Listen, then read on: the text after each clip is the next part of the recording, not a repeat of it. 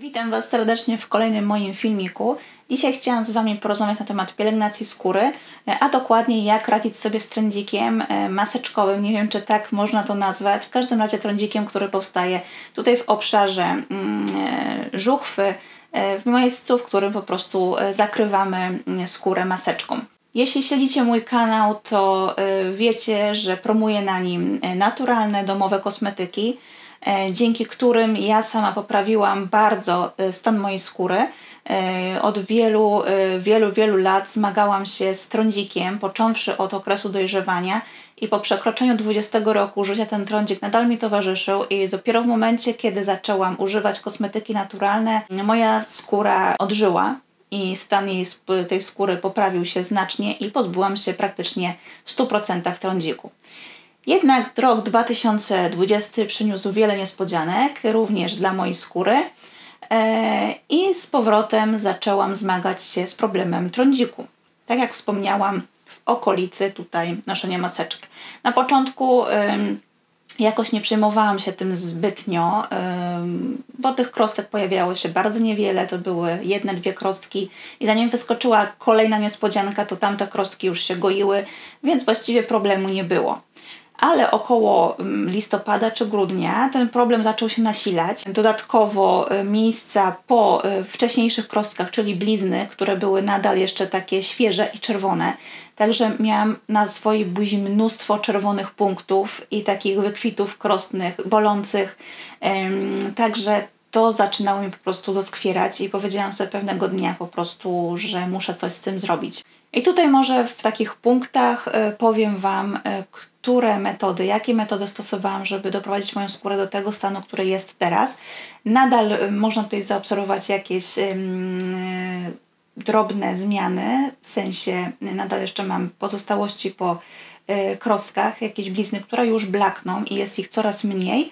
Natomiast krostki pojawiają się bardzo sporadycznie. Głównie jest to czas przed okresem, kilka dni przed okresem, kiedy mi się pojawiają, ale na to już nie zwracam uwagi, bo to było po prostu normalne nawet przed tym okresem maseczkowym, także mogę powiedzieć, że moja skóra już wróciła całkowicie do normy i dlatego chciałam się z Wami tutaj podzielić tymi metodami, które ja stosuję.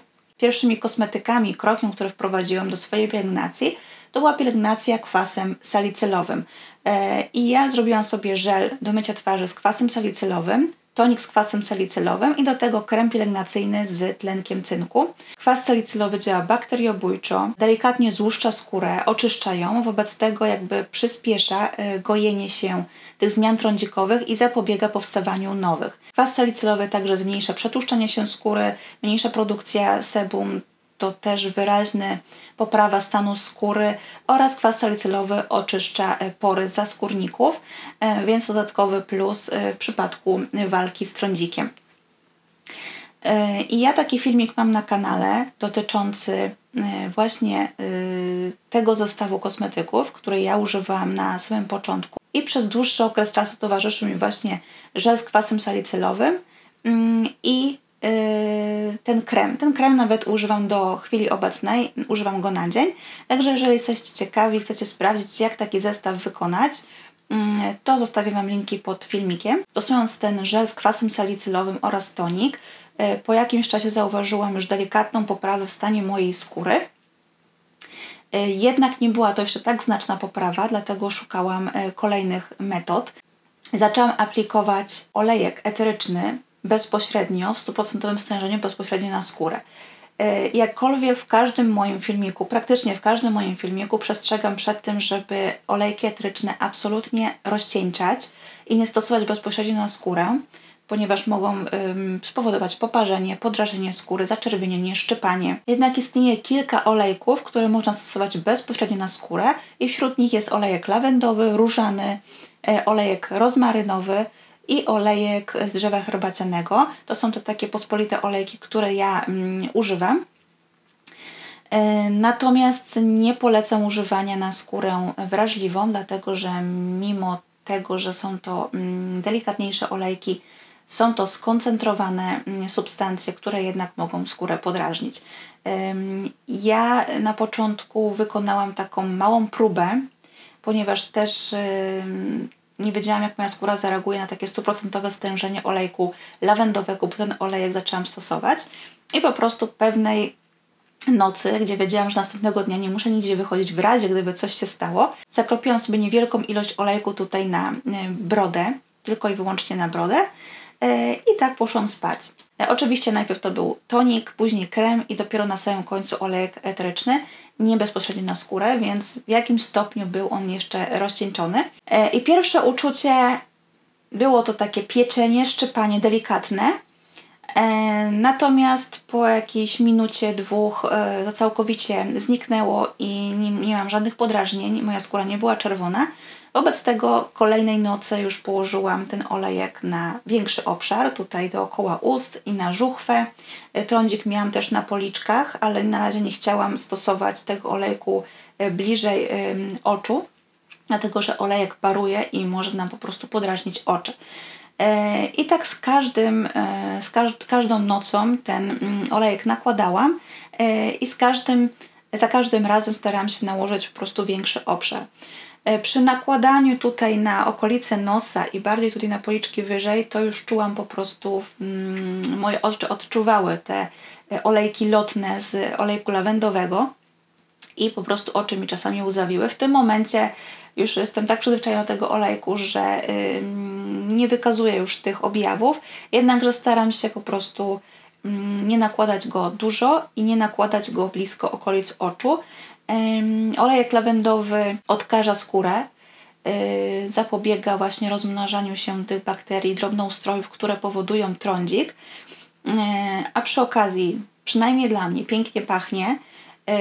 Niesamowity miało to wpływ w ułatwianiu zasypiania, gdyż miałam swego czasu trudności w zasypianiu, a ten olejek po prostu miałam tak twardy sen, że nawet teraz, gdy nie stosuję tego olejku jakby w celach pielęgnacyjnych, ale czasami po prostu stosuję tutaj, rozsmarowuję sobie w okolicach nosa po to, żeby po prostu łatwiej zasnąć i mieć lepszy sen. Olejek lawendowy działa także przeciwzmarszczkowo, także to jest dodatkowy plus, jeżeli chcemy wprowadzić go w swoją pielęgnację.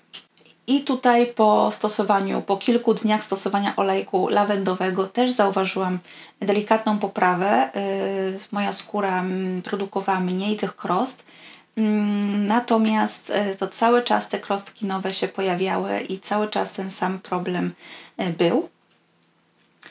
Dlatego zastanawiałam się, co jeszcze mogę wprowadzić, co jeszcze mogę zmienić w swojej pielęgnacji, aby pomóc swojej skórze. Zaczęłam zastanawiać się nad jakością wody, bo w końcu woda ma ten jakby pierwszy kontakt z naszą skórą i to za pomocą wody oczyszczamy naszą skórę, przynajmniej ja oczyszczam skórę za pomocą wody, bo nie wyobrażam sobie mycia skóry bez użycia wody. Tutaj w Londynie ogólnie woda jest twarda, przynajmniej w tym rejonie, w którym ja mieszkam. Jednak po kilku miesiącach od wybuchu tej całej pandemii zauważyłam, że stan włosów również uległ zmianie. Moje końcówki były niesamowicie suche. Wcześniej na przykład mogłam stosować tylko i wyłącznie szampon bez odżywki i moje włosy wyglądały w porządku. Natomiast w tym momencie nie potrafiłam sobie poradzić bez odżywki i nawet po użyciu odżywki moje włosy nadal były suche i puszące się na końcach. Dlatego tu jakby zaświeciło się takie światełko, że a może przez tą pandemię zaczęli dodawać, nie wiem, więcej chloru, więcej jakichś związków do wody i ta woda jest po prostu twardsza i bardziej jakby niszczy skórę i włosy. I tutaj zaczęłam szukać metod, jak sobie pomóc z tym, żeby tą wodę jakby zmiękczyć i żeby używała wody lepszej jakości. Na początku gotowałam wodę, bo wiadomo, gotowanie wody delikatnie ją zmiękcza. Przez gotowanie na czajniku osadza się ten cały osad, więc w tej wodzie jakby jest tego osadu mniej.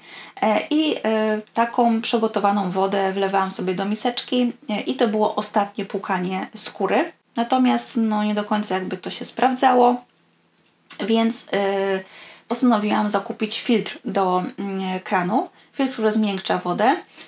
I zamontowałam go pod prysznicem. Zauważyłam poprawę zarówno w stanie skóry, jak i przede wszystkim w stanie włosów, bo tutaj chyba można jakby od razu zauważyć różnicę. Natomiast jakkolwiek mogłam to używać pod prysznicem, tak rano przy myciu skóry, twarzy, gdzie korzystam ze zlewu, do którego nie dało się tego filtra przymocować, no musiałam znaleźć jakąś inną metodę i postanowiłam używać octu jabłkowego dodanego do wody. Czyli normalnie myłam twarz wodą taką prosto z kranu z użyciem żelu do mycia twarzy. Natomiast do miseczki wlewałam sobie później taką letnią wodę, dodawałam około 3 łyżki octu jabłkowego i tym płukałam sobie skórę jako taka ostatnia metoda płukania. I powiem Wam, że zauważyłam już ogromną różnicę w stanie swojej skóry. Moja skóra jakby wracała do normy. Zauważyłam lepsze nawilżenie, mniejsze podrażnienie, mniejsze zaczerwienienie skóry i te krostki po prostu zaczęły znikać, bo zaczęło się pojawiać ich coraz mniej. Czasem przerzuciłam się na tonik z octem jabłkowym. Jest niesamowicie prosty w wykonaniu. Wystarczy około 3 łyżki octu jabłkowego zmieszać z wodą destylowaną, około 100 ml.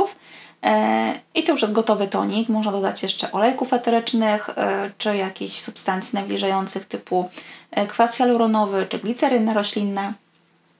Ale sam ocet jabłkowy z wodą już w zupełności wystarczy. I taki tonik nie potrzebuje konserwantu, gdyż sam ocet jabłkowy doskonale konserwuje.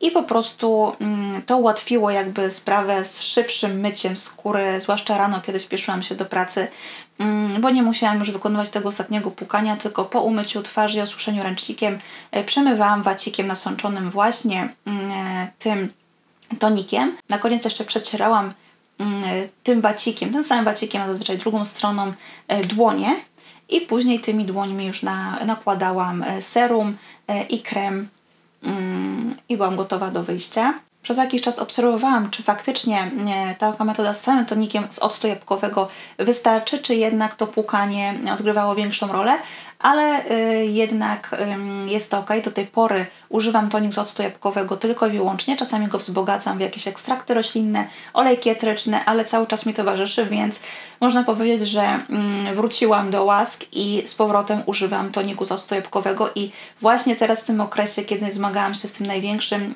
trądzikiem, doceniłam go jeszcze bardziej, więc naprawdę jest to niesamowicie prosty kosmetyk do wykonania, niesamowicie tani, a sprawdza się po prostu rewelacyjnie.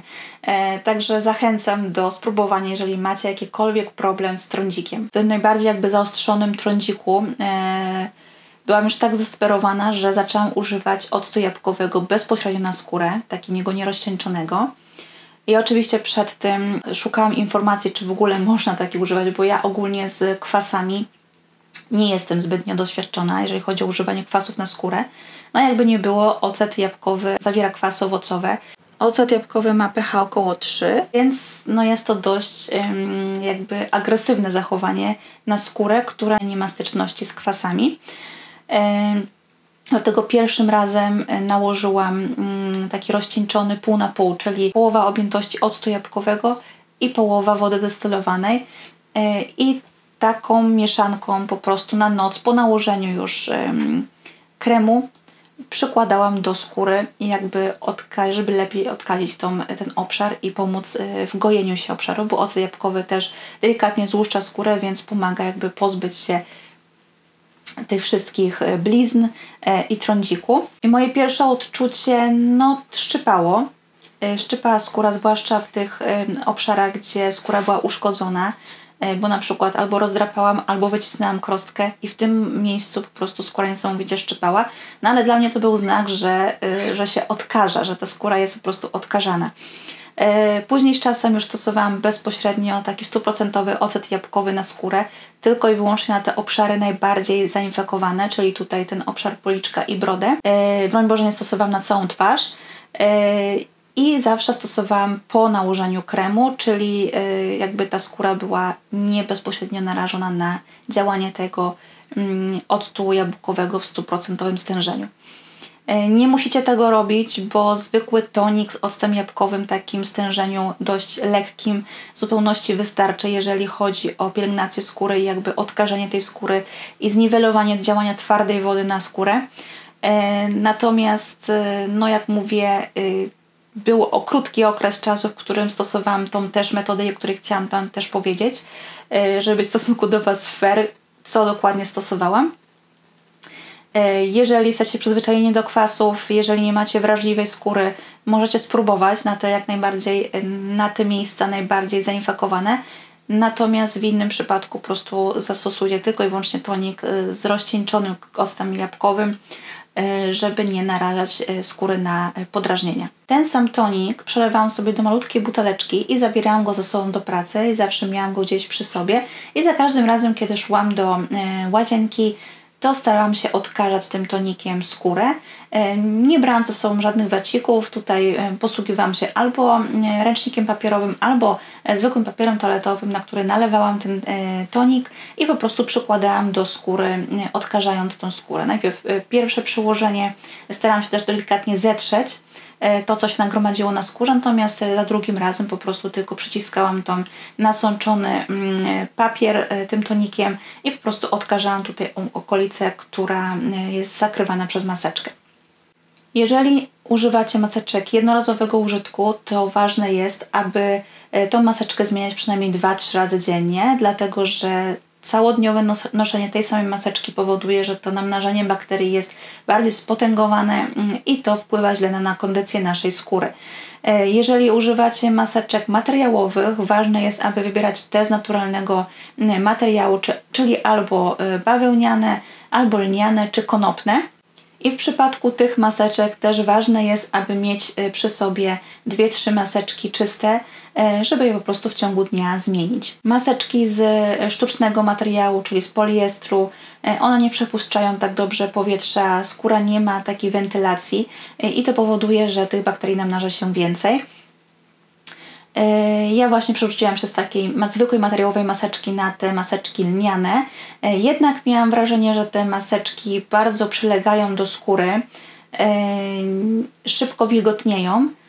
Dlatego w tym momencie z powrotem używam tych maseczek tych chirurgicznych jednorazowego użytku. Wiem, że to nie jest dobre dla środowiska, jednak ta maseczka po prostu jest sztywniejsza, bardziej odstaje od skóry, nie przylega do skóry i przez to między skórą a maseczką jest jakaś przestrzeń i po prostu czuję się bardziej komfortowo, bo ta maseczka też nie wilgotnieje tak szybko. Można też skorzystać z tych tak zwanych przyłbic, tych plastikowych maseczek, które nakładamy na całą twarz lub tylko na część twarzy, jednak ja nie jestem ich fanką. Ta duża maska, przyłbica kojarzy mi się z maską spawacza, dlatego po prostu ja od samego początku powiedziałam, że ja nie będę tego nosić. Natomiast ta maska tego samego typu, tylko że zakrywająca jedynie nos i usta, jest w porządku i nawet zakupiłam sobie taką maseczkę, ale kiedy ją założyłam, po prostu roześmiałam się sama do siebie, bo wyglądała mnie komicznie. Mój nos był spłaszczony i przez tą maskę widziałam takie jasne odbicie płaskiego nosa. Poza tym ta maska bardzo parowała, także cokolwiek powiedziałam, to zakrywała się białą parą i nic nie było widać, także no to nie jest dla mnie. Może ja kupiłam taki beznadziejny model, może są lepsze maski tego typu. Jeżeli jesteście fankami tych masek, to jak najbardziej możecie je nosić, bo w tych maskach wydaje się, że ta wentylacja powietrza jest lepsza, bo to powietrze może sobie od dołu swobodnie wchodzić i wychodzić. No i też higiena takiej maski jest prostsza, bo wystarczy ją zdjąć, odkazić jej powierzchnię i założyć z powrotem. No i też ważne jest, żeby w miarę możliwości tę maseczkę w ciągu dnia zdejmować. Nawet jeżeli w pracy musicie ją nosić przez 8 godzin, to w przypadku, kiedy macie jakąś przerwę, czy na przykład wychodzicie do toalety, czy gdziekolwiek na zewnątrz zaczerpnąć powietrza, to po prostu warto tą maseczkę jednak ściągnąć i dać skórze poddychać chociaż przez moment. Kolejnym krokiem w zmianie swojej pielęgnacji, elementem, który dodałam do swojej pielęgnacji, to było dwufazowe serum z olejem temanu i witaminą A. Dodałam tam również witaminę E, żeby zabezpieczyć olej, ale także jako taki dodatkowy antyoksydant dla skóry. Dodałam także kurkumę, niewielką ilość kurkumy. Serum stosowałam codziennie na wieczór przed położeniem kremu, czyli najpierw tonik z octem jabłkowym, później to serum i kiedy to serum jeszcze do końca nie wchłonęło się w skórę, nakładałam na to krem.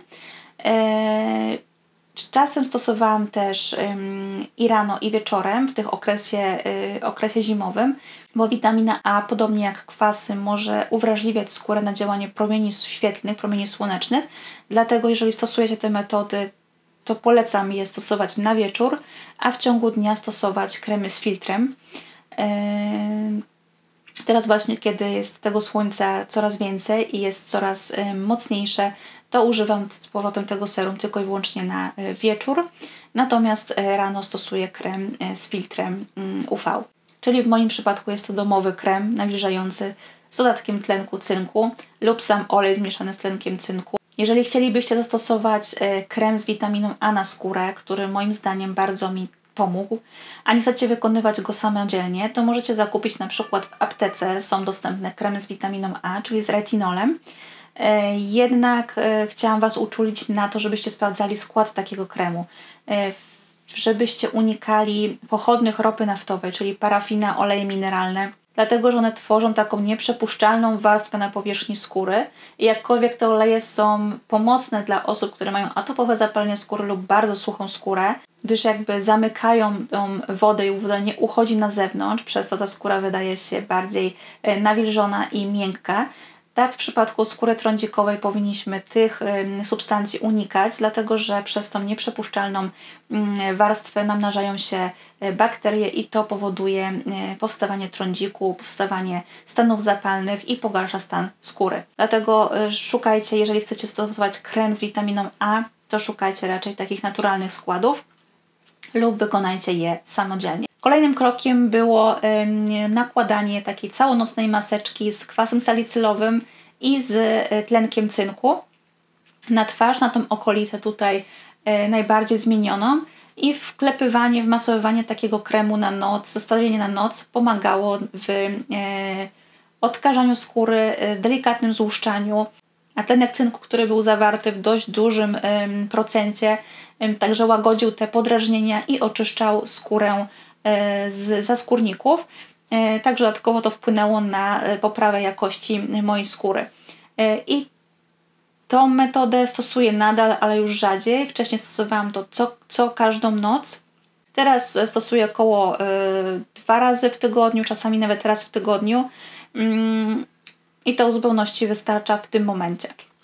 Jeżeli chodzi o makijaż, to jeżeli macie właśnie problem z trądzikiem maseczkowym, to odradzałabym noszenie makijażu. Ja praktycznie się nie maluję, poza oczywiście maskarą, jakąś delikatnie, czasami róż na policzki i właściwie to wszystko. Natomiast kiedy stan mojej skóry był na tyle zły, po prostu zaczęłam używać korektora, żeby jakoś to zamaskować. Ja pokażę Wam zdjęcie, które zrobiłam sobie jakby na początku tej drogi walki z trądzikiem i ja w tamtym czasie myślałam, że jest źle. Ale teraz jak patrzę na to zdjęcie, to po prostu nic. To jest po prostu nic. Około miesiąc później ja miałam tyle krost na twarzy, że no to po prostu okropny widok, bo nie dość, że było pełno nowych krostek i te krostki się cały czas pojawiały, to jeszcze pozostałości po poprzednich krostkach, więc cała skóra była po prostu usiana czerwonymi punktami, była zaczerwieniona, te krostki jakby rozszerzały swój obszar i te krosty pojawiały się też tutaj na policzkach, na linii żuchwy, na szyi. Cała broda była praktycznie zainfekowana, więc zaczęłam stosować korektor, żeby jakoś to troszeczkę przykryć i jakoś wyglądać. No ale po jakimś czasie stwierdziłam, że to jednak nie ma sensu. I tak ta część skóry jest zakryta maseczką, więc nie widać. A maseczkę ściągałam tylko i wyłącznie na przerwie, kiedy chciałam zjeść, więc to jest naprawdę kilkanaście minut w ciągu dnia, więc dla tych kilkunastu minut nie będę nakładać niczego, co jeszcze de facto pogarszało stan mojej skóry. Jeśli zmagamy się z takim zaognionym trądzikiem, no to nie jest najlepszym pomysłem, żeby nakładać jakieś dodatkowe warstwy, zwłaszcza korektor czy podkład na skórę. Mimo że używam korektoru z jakiejś firmy organicznej, no to jest dodatkowa warstwa na skórze, która jakby ogranicza wentylację, plus ta maska, no po prostu nie było sensu. Zwłaszcza, że i tak de facto ten korektor cały zostawał na maseczce. Dlatego też Wam radzę właśnie przestać nakładać podkład i korektor na te najbardziej zaognione, najbardziej zmienione miejsca i dać skórze odpocząć. Obecnie moja skóra wygląda dobrze w porównaniu z tym, co było, z czym się zmagałam jeszcze jakieś miesiąc, 2 miesiące temu. Na mojej skórze nadal są jeszcze blizny po trądziku, zwłaszcza po tej stronie jest ich najwięcej, natomiast są one na tyle blade, że nie są aż tak rzucające się w oczy. Nowe krostki się praktycznie nie pojawiają, a jeżeli już to bardzo sporadycznie. Obecnie moja pielęgnacja właśnie polega na tym, że stosuję tonik z octem jabłkowym, serum z witaminą E i olejem tamanu i krem z tlenkiem cynku. I to jest właściwie moja pielęgnacja taka podstawowa. Czasami korzystam z maseczek z glinką zieloną i ze spiruliną dla oczyszczenia skóry. Natomiast jeżeli chodzi o peeling, to praktycznie teraz zrezygnowałam z peelingu z racji tego, że stosowałam najpierw kwas salicylowy, teraz ten ocet jabłkowy, które mają działanie złuszczające, wobec tego nie chcę jakoś dodatkowo obciążać skóry i dodatkowo ją złuszczać. Czasem jeszcze zastosuję bezpośrednio na skórę olejek lawendowy tutaj na ten obszar, ale to jest około 2 razy w tygodniu. Rzadko jest tak, że po prostu stosuję to dzień po dniu, jak to było wcześniej. Olejek lawendowy uwielbiam, więc używam go praktycznie do wszystkiego, zarówno do kosmetyków, jak i do dyfuzora, żeby rozpylał po całym pokoju. Ułatwia mi zasypianie, uspokaja mnie, więc właściwie teraz używam olejku lawendowego tutaj na tą okolicę, raz żeby odkazić skórę, ale przede wszystkim właśnie, żeby ułatwić sobie zasypianie, bo po tym jak zaczęłam używać go bezpośrednio na skórę tutaj w okolicy nosa i mogłam go wdychać przez całą noc, to po prostu jakość snu niezmiernie się poprawiła, więc głównie teraz z tego powodu używam olejku lawendowego, a dodatkowo jakby wpływa pozytywnie na moją skórę. I w tym momencie też nawet nie muszę tak często zmieniać maseczek i nie odkażam też skóry w ciągu dnia, bo ten stan skóry już tak na tyle się poprawił i jest na tyle dobry przez zastosowane metody, że po prostu nie mam potrzeby już odkażać skóry w ciągu dnia i zmieniać tak często maseczki. Także mogę powiedzieć tutaj, że tą walkę z trądzikiem maseczkowym jakby wygrałam i moja skóra w tym momencie jest w dobrym stanie. Mam nadzieję, że powiedziałam Wam o wszystkich metodach, bo w sumie troszkę tego się nazbierało i mam nadzieję, że o niczym nie zapomniałam. Jeżeli zmagacie się z trądzikiem maseczkowym lub innym, po prostu tradycyjnym, pospolitym trądzikiem, to myślę, że te metody mogą Wam pomóc. Możecie spróbować, bo to są naprawdę bardzo proste metody i niewielkie zmiany wprowadzone w pielęgnacji, a mogą zdziałać naprawdę bardzo wiele. Część tych przepisów, kosmetyków, o których mówiłam w dzisiejszym filmiku, jest już na moim kanale, natomiast pozostała część dopiero się pojawi, jak na przykład w przypadku tego serum dwufazowego czy kremu z witaminą A. Dlatego zostańcie na moim kanale i po prostu śledźcie moje kolejne filmiki. A tymczasem się z Wami żegnam i do usłyszenia w kolejnym filmiku. Pa, pa!